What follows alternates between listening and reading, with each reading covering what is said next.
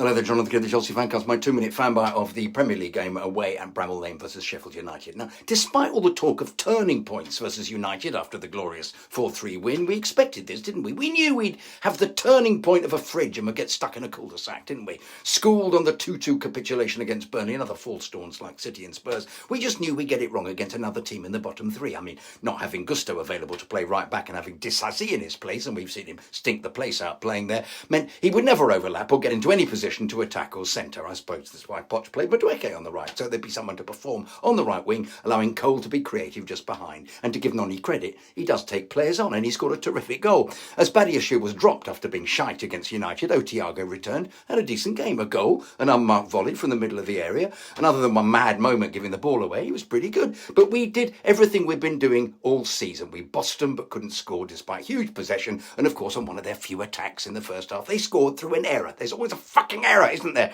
This case, a near post shot that Petrovic contrived to let in. I'm sorry, it's just not good enough.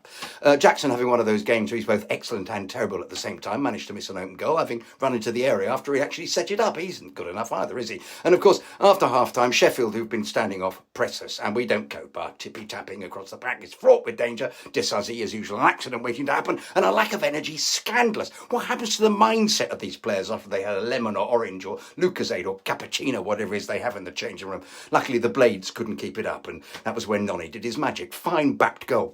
So we dribbled on with Cole coming off early. Hadn't been at his best, it's all didn't know why he was taken off, though he did provide the assist for Madueke, and none of the subs performed at any level to keep us in the game. Wiz didn't touch the ball. Connor, not a sub, but in fact bizarrely played up front in the change round. Chukwuemeka, no Palmer, and the final two, Badiashile and Cassidy for Jackson and Cucurella, were a cock-up waiting to happen. You just knew Sheffield would throw the kitchen sink at us, so you bring on the only defender who doesn't jump to deal with the rampaging McBurney, who they obviously aimed at, and he scored. Useless. Petrovic stays rooted to his line and they make it 2-2. It's the hope that somehow they'll have improved that kills you. I point my finger at the manager. I'll be back on the Fancast tomorrow at 7:30 with Chidge and Guest to discuss this game. Make sure you watch us on Facebook and YouTube or download it from Acast. All good podcast providers. Come on, Ukraine, I thank you.